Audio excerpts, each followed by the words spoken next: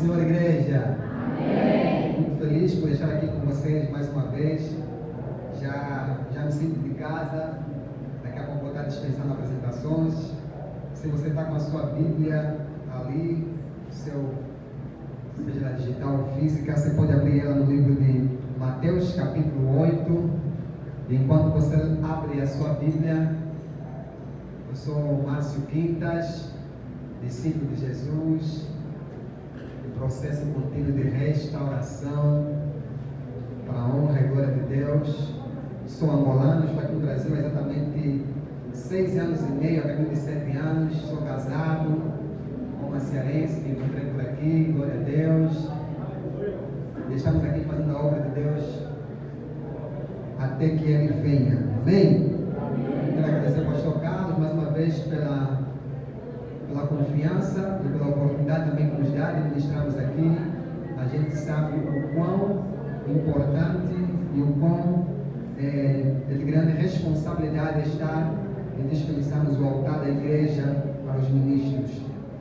Se você achou a sua Bíblia, o seu texto bíblico na sua Bíblia, diga amém. Amém. Mateus capítulo 8, versículo 5, diz assim a palavra de Deus: E entrando Jesus em Cafarnaum, chegou junto dele um centurião, rogando-lhe e dizendo: Senhor, meu criado jaz em casa, paralítico e violentamente atormentado. E Jesus lhe disse: Eu irei e lhe darei saúde. E o centurião respondendo disse: Senhor, não sou digno de que entres debaixo do meu telhado, mas dize somente uma palavra, e o meu criado há de ser curado ou sarado. Em algumas versões está escrito: basta uma palavra. Glória a Deus. Versículo 9: Pois também eu sou homem de autoridade, e tenho soldados às minhas ordens, e digo a este vai, e ele vai, ao outro vem, e ele vem, e ao meu criado faz isto, e ele faz.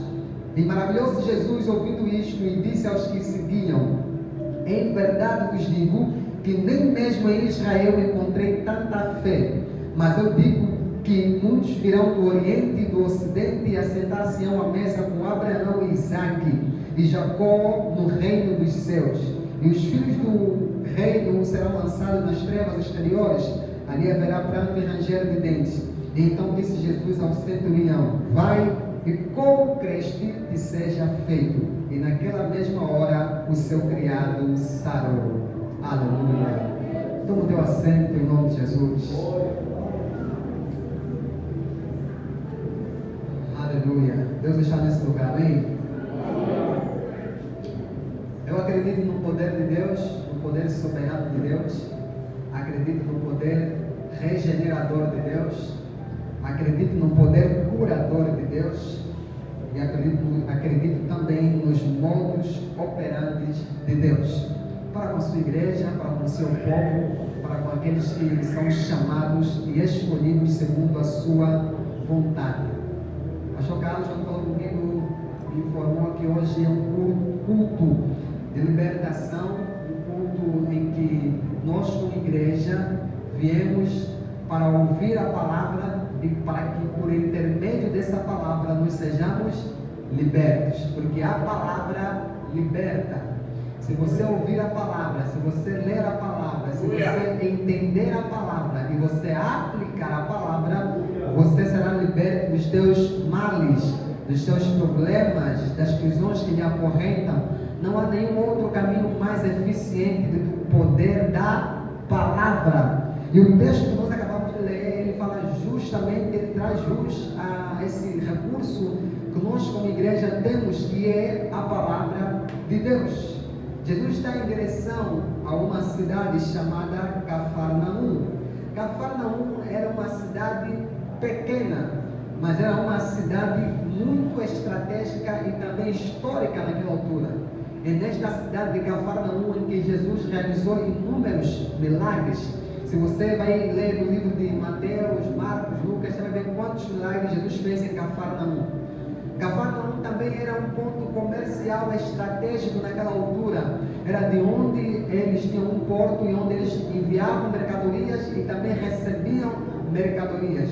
Então Cafarnaum não era apenas uma cidade historicamente para nossos dias importante nas épocas de Jesus, como também Cafarnaum era uma cidade comercial na altura, então ela tinha uma certa relevância política na altura e econômica, mas também tornou e passou a ser uma cidade com alguma relevância espiritual, já que o nosso Cristo, o Senhor, passou por ela. E aonde Jesus passa, Ele deixa marcas. Aonde Jesus passa, Ele deixa uma história. Eu já vi algumas pessoas e tenho presenciado, e pela história também que nós lemos, vemos algumas pessoas que passaram em determinados lugares e simplesmente não melhoraram nada. Vemos pessoas que entram em certos cargos, em certos cargos de comando, sejam eles públicos ou de qualquer esfera, e simplesmente a gente vê anos se passarem e simplesmente não vemos nenhuma mudança histórica, econômica e espiritual. Quantas vezes nós vemos políticos prometendo em campanhas políticas que vão dar aquilo, vão dar Y, X, Z, e você vê os 4 anos de mandato passarem-se e simplesmente nada do que foi prometido acontecer. Quantas vezes você vai num local de trabalho, está numa entrevista de emprego, e a empresa anuncia diversos benefícios,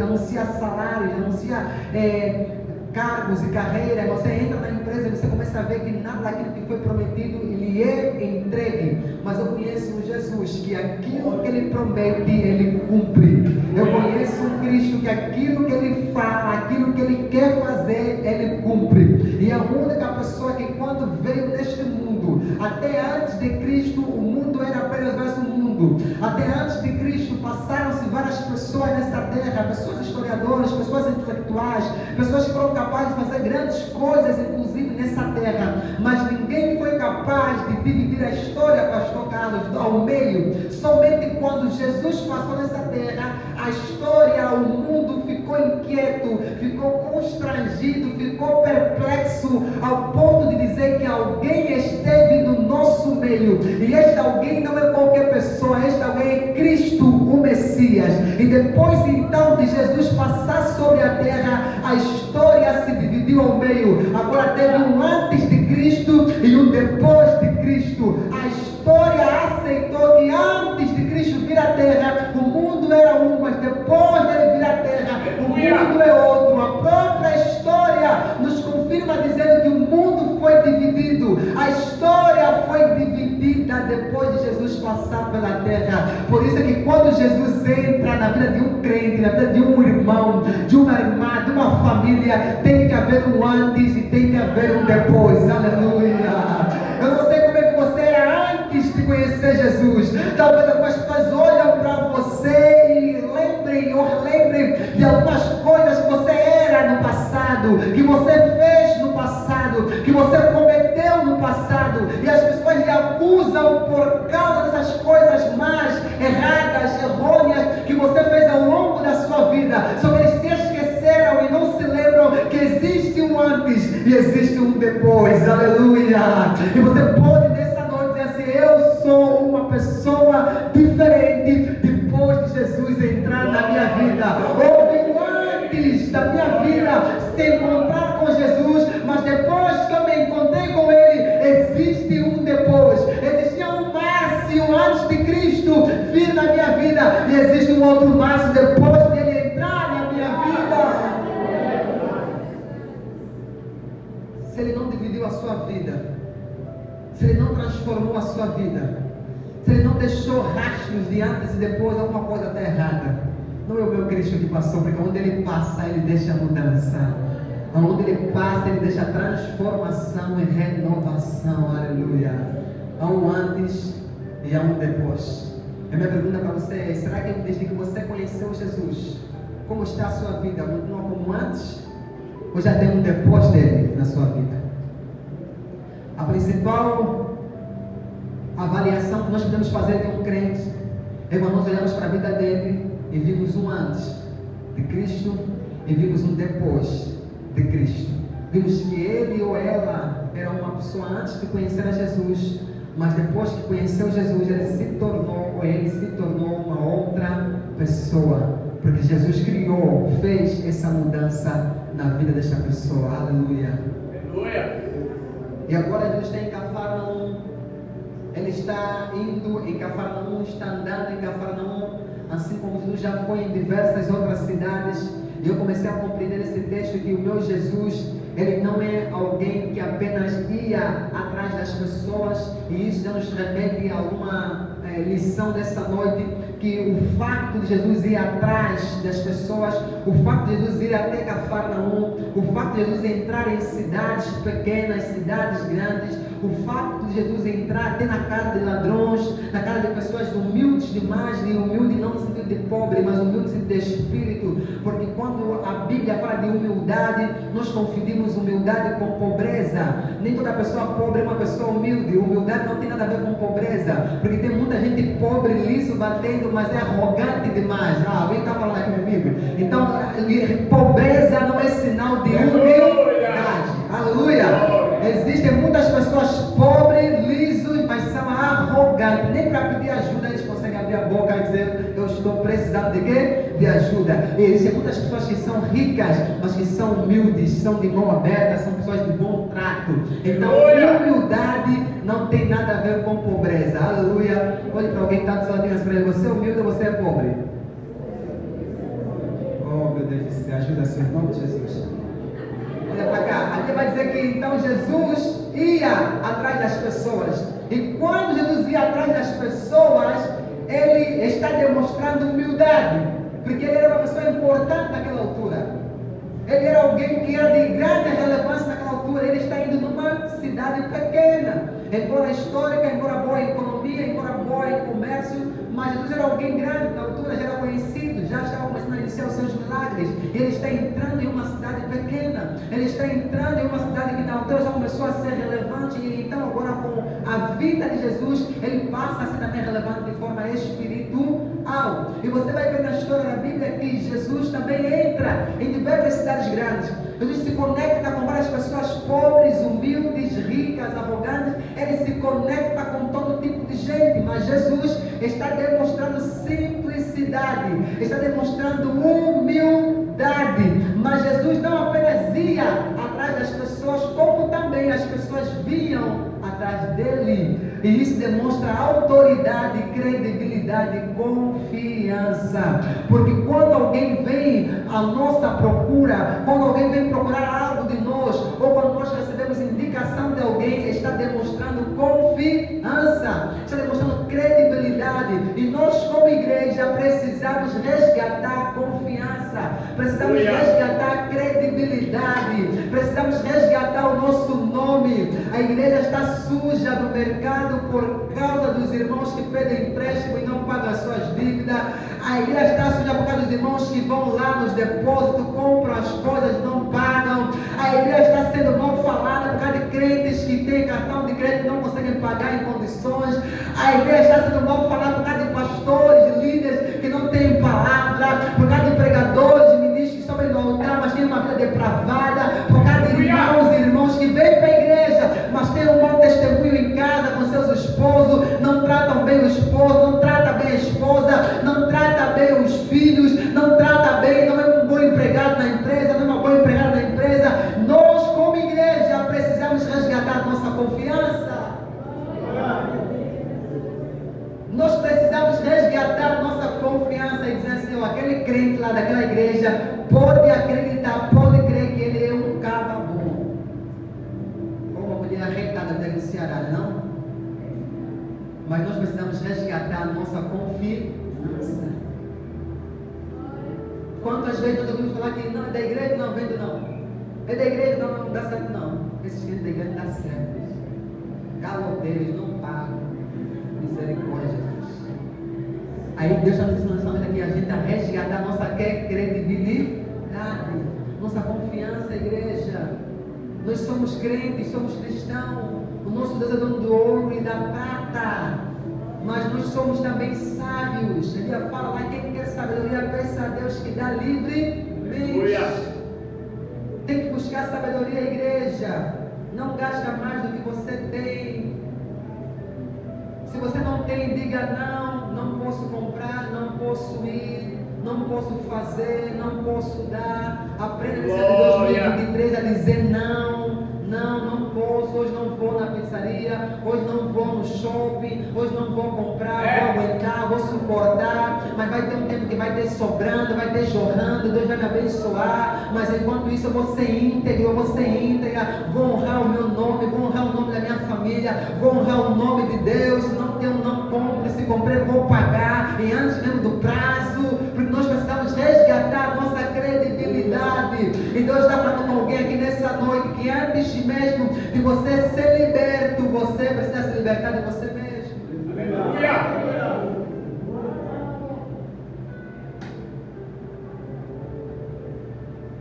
Como é que você quer que Deus te liberte, te prospere, se você não se liberta dos cartões de crédito? É 3, 4 cartões de tudo atrasado. Como você quer que Deus te liberte, se você não para de comprar?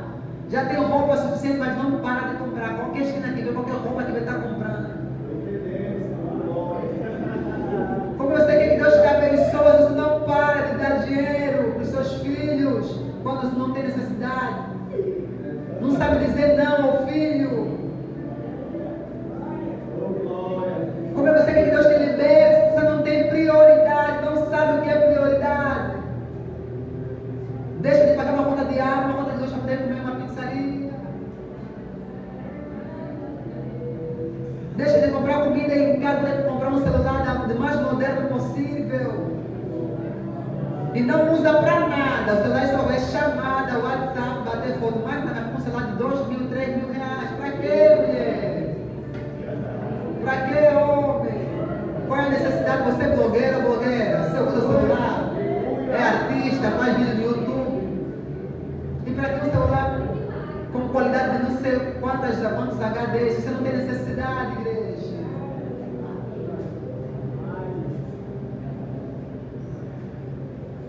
Deus não tem como nos libertar se nós primeiro, como igreja, não nos libertarmos de nós mesmos.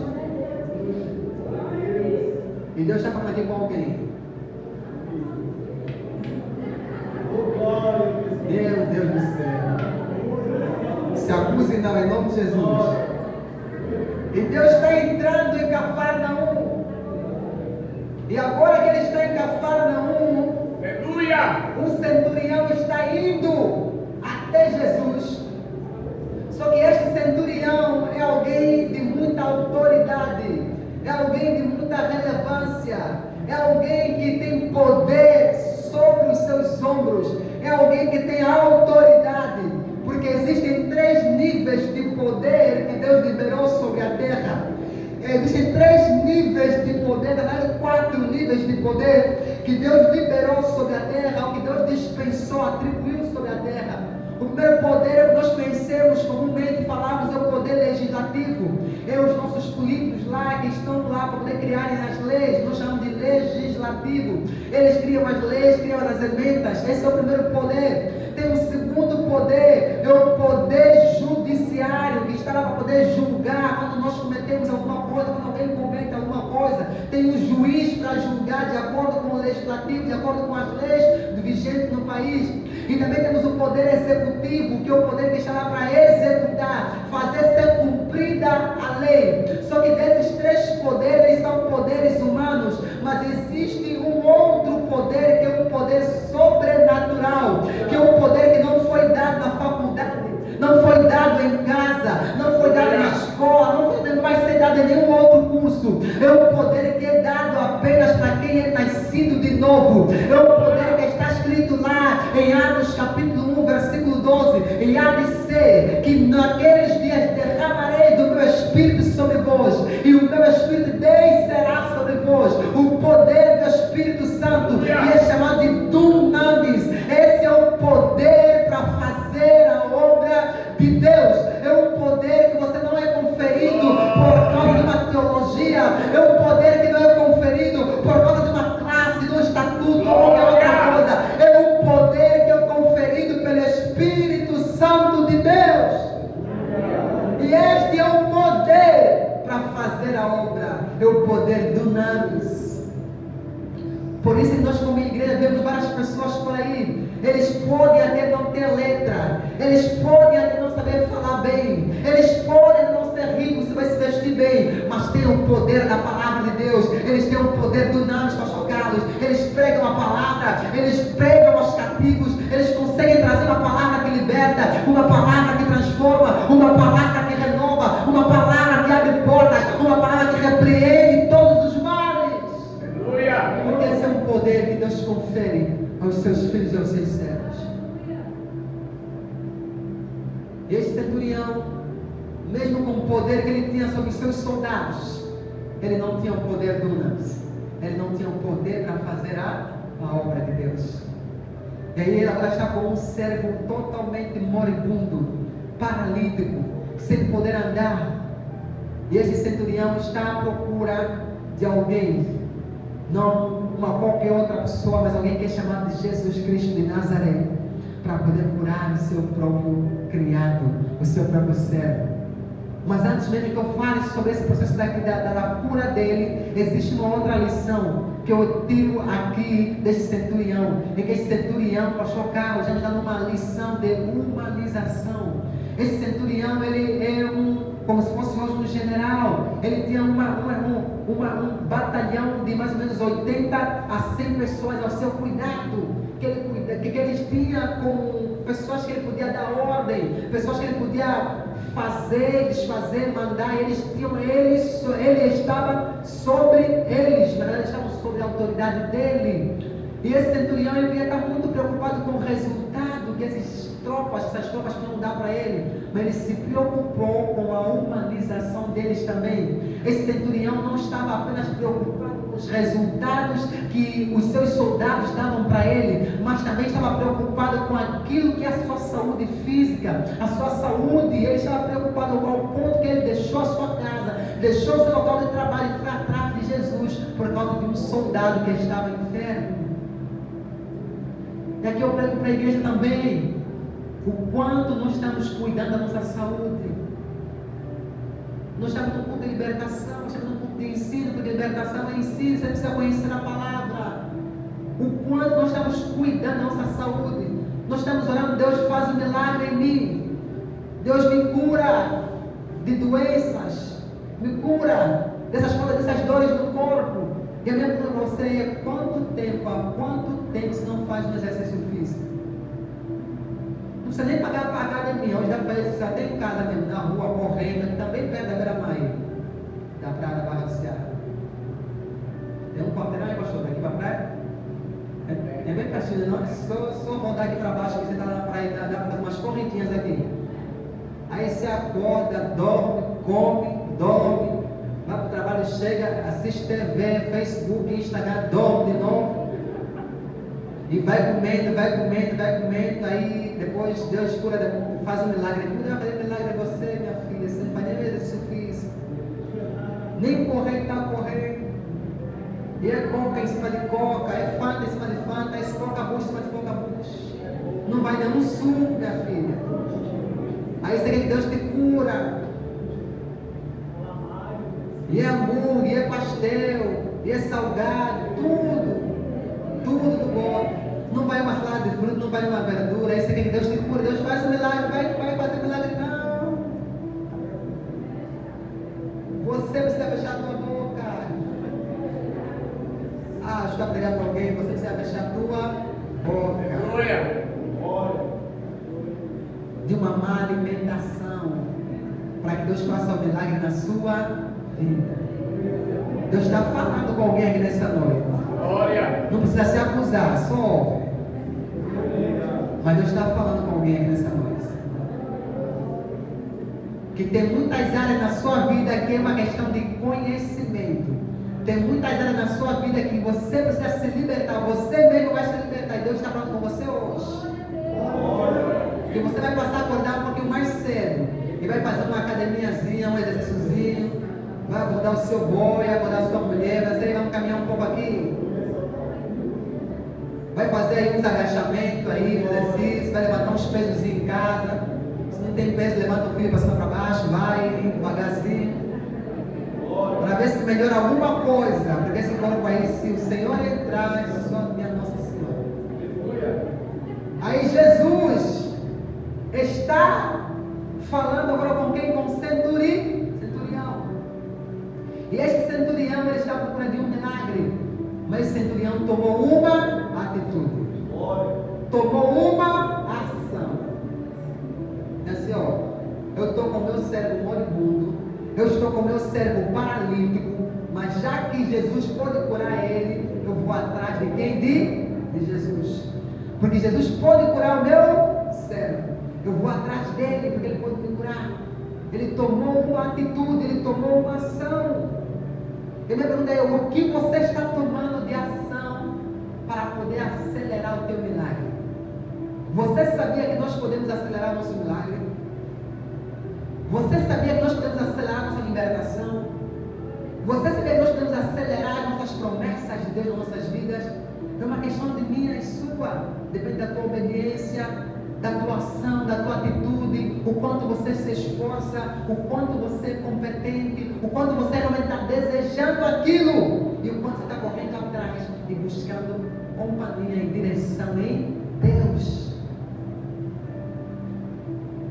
Humanização. Esse servo estava preocupado com a saúde, o centurião estava preocupado com a saúde do seu servo. Então, igreja, nós precisamos nos preocupar com a nossa saúde. Já imaginou como é que o pastor poderia ir lá para o interior fazer a obra se não tivesse bom de saúde? Quantos pastores que eu conheço que têm as suas igrejas, mas estão com os buchos, só falta cair no chão, não conseguem nem andar, porque não tem mais saúde. Aí chega na igreja, só consegue dar bênção apostólica, você vai nem pregar, pastor, está tão cansado. Tem que cuidar da minha saúde, da sua saúde, igreja. Para que você possa fazer a obra. Aí Deus, como é que Deus vai te dar o dom, vai te chamar para a obra, se você não está conseguindo nem cuidar da sua própria obra, da sua própria casa? Deus está esperando uma intervenção sua na sua vida, na sua saúde, na sua casa, na sua família, para que Ele possa agir. Igreja, nós precisamos agir, igreja. Aleluia. Esforça-te, que eu te ajudo. É que Deus falou a Josué, esforça-te. Se você te esforçar, eu te ajudo. Mas te esforça que eu te ajudo. Eu não vou fazer por você. Você vai se esforçar e eu vou te ajudar. Se você se esforçar, eu vou te ajudar. Esse centurião, ele se esforçou. Ele foi até Jesus. E agora ele está dando mais uma outra lição. Ele está falando com Jesus. O meu servo está completamente moribundo. E eu quero que o Senhor, por favor, cure ele, Senhor, em nome de Jesus. E Jesus vai olhar para esse servo e vai dizer para ele: tudo bem, eu vou até a sua casa curá-lo. Só que ele vai dizer assim: ô Jesus, não precisa, porque eu não sou digno que o Senhor entre na minha casa. Aqui está a terceira lição. Vocês estão anotando? Você está pegando as lições? A terceira lição dessa noite é que Ele está nos dando a lição de que? De humildade e confissão. Ele, ao dizer: Senhor, eu não sou digno que entres na minha casa, Ele ao mesmo tempo está confessando: Senhor, eu sou um pecador. Senhor, eu não sou um servo. Senhor, eu não sou obediente à sua palavra. Senhor, eu não sou digno nem que você entre na minha casa, porque Tu és santo, eu sou um pecador. Tu és grande, eu sou pequeno. Tu és poderoso, eu sou humilde. Senhor, eu não preciso, não sou digno que o Senhor entre na minha casa. Eu não sou merecedor da sua cura. Eu não sou merecedor da sua graça. Eu não sou merecedor do Teu amor. Mas se o Senhor poder, faça por mim. E nós precisamos entender isso, que é misericórdia e graça de Deus na minha e na sua vida. Nós não somos merecedores, igreja. Sabe qual é a diferença entre graça e misericórdia? É que graça é Deus nos dá o que nós não merecemos, e misericórdia é Deus não nos dá o que nós merecemos. Você entendeu?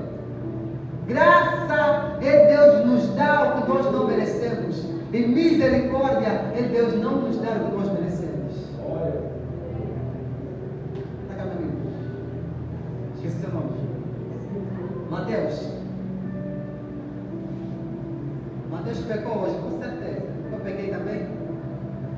Sabe o que ele ia falar, Mateus? Gostaram do pecado? É a morte. Por que você não morreu quando estamos aqui em vida? Pela misericórdia. Eu e o Mateus, nós falhamos, pecamos hoje. E segundo a Bíblia Sagrada, nós merecemos o quê? A morte. Mas a misericórdia entrou para Deus não nos dar o que nós merecemos, que era a morte. Aí entrou a misericórdia e eu e o Mateus estamos em quê? Em vida. Por causa da misericórdia. Mas há uma outra coisa também. Eu e o Mateus temos o quê? Saúde. Eu e o Mateus estamos em quê? Em vida. Saúde é uma dádiva de Deus, Mateus. Uma vida. O ar nós já tem pessoas que dormiram ontem e não acordaram mais hoje. Então eu e você estamos em vida aqui porque é uma dádiva de Deus. Mas eu e você merecíamos saúde, merecíamos vida. Então aqui foi o quê? Foi a graça de Deus.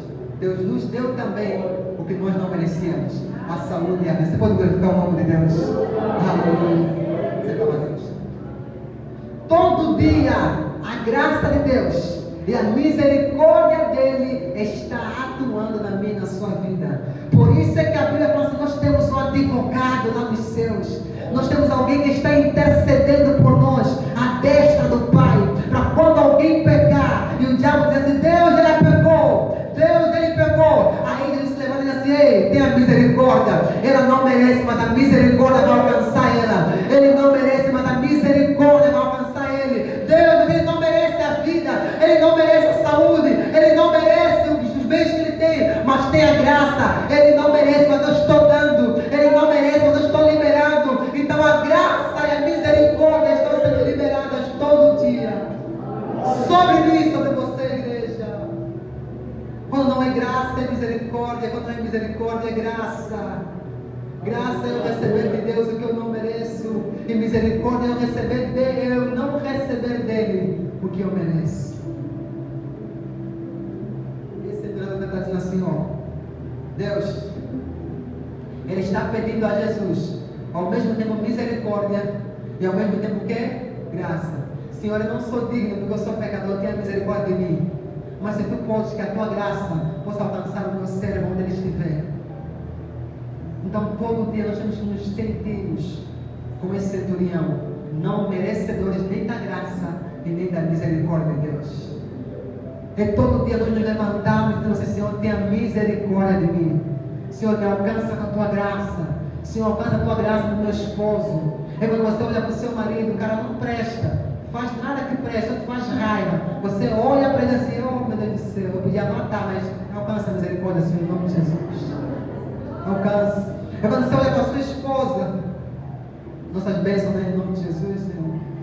Diz assim: Senhor, tenha misericórdia, Senhor, tenha alcança com a tua graça.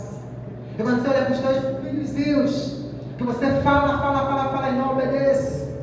Aí tu diz: meu filho é uma maldição, não, meu filho é uma bênção. É a misericórdia e a graça de Deus na vida dele. Diz assim: Deus, já alcance com graça, alcance com a misericórdia. E não dar a eles o que eles merecem, é dar a eles o que eles não merecem e não lhes dar o que eles merecem. E algumas vezes nós temos que usar também de misericórdia para com algumas pessoas, para com algumas vidas, para com algumas pessoas que magoaram você, e você está até hoje carregando mágoa de certas pessoas que magoaram você, e você não liberou perdão, e está esperando que a pessoa venha até você pedir perdão, e Deus deixa falando assim: você não vai liberar, você vai liberar perdão, porque você vai ser misericordioso com Ele. Mesmo que você esteja certo ou errado, você vai liberar o perdão e a misericórdia. Porque Deus que está liberando, aleluia.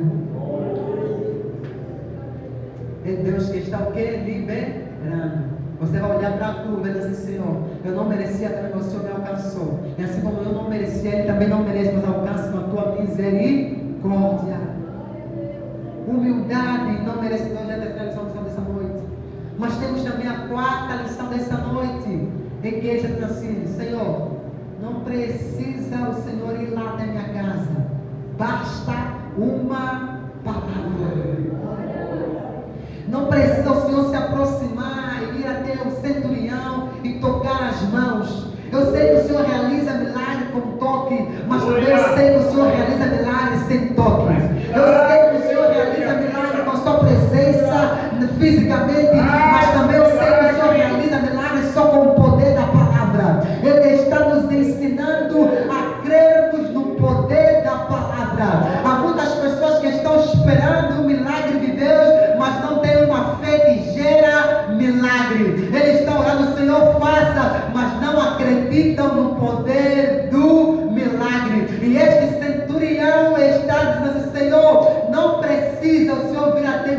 Basta apenas uma palavra. Há algumas pessoas que acreditam que se não fazer imposição de mão, o demônio não sai. Se não ungir com azeite, a cura não vem. Se não vir para não subir o monte, não fazer campanha de 7 dias, a coisa não acontece. Mas Deus hoje está ensinando para a igreja que basta uma palavra deste altar, uma palavra de poder, uma palavra de ousadia, uma palavra de autoridade, uma palavra de verdade. Você pode ter a tua história mudada, você pode ter a tua família transformada, você pode ter o teu casamento restaurado, você pode ter o seu milagre acontecendo. Basta uma palavra. Eu acredito no poder da palavra. A palavra pode levantar um paralítico. A palavra pode trazer visão ao cego. A palavra pode converter o esposo que ficou em casa. A palavra pode tirar o drogado das drogas. A palavra pode libertar da prostituição. A palavra pode restaurar a sua vida financeira. A palavra pode restaurar o seu ministério. A palavra traz cura. A palavra é poder. A palavra é poder. A palavra é poder. Aleluia, aleluia, aleluia. Há poder na palavra, igreja. Basta uma palavra. Este centurião está nos ensinando que a forma como eu creio vai determinar algumas vezes, em algumas circunstâncias, o milagre de Deus na minha vida. Há pessoas que apenas seguem o movimento da multidão, mas não acreditam no poder da palavra. Há pessoas que apenas seguem a multidão, mas não acreditam no poder da palavra. Há pessoas que estão acostumadas com o culto, mas não acreditam no poder da palavra pregada durante o culto. Há pessoas que estão acostumadas com a pregação, mas não acreditam no poder da palavra aberta em casa manhã, tarde e noite. Há pessoas que estão acostumadas com orações aqui na igreja, mas não acreditam com o poder de uma oração feita em casa, com seus joelhos dobrados. Há pessoas que estão acostumadas a dizer assim: ora por mim. Eu não sei se está por você mesmo. Você está orando por você mesma. Qualquer crente que vê, ore por mim, irmã, ore por mim, irmão. E você está orando por você mesmo? Quanto tempo de oração você está orando por você mesmo? Quanto tempo de oração você está orando para a sua própria causa, para a sua própria vida? Basta uma palavra, igreja. O centurião está nos ensinando que se eu tiver uma fé e acreditar no poder da palavra, a palavra pode chegar e pode alcançar onde os meus pés não conseguem alcançar. A palavra pode chegar aonde as minhas mãos não conseguem chegar. A palavra pode chegar aonde meu corpo físico não consegue chegar. A palavra pode chegar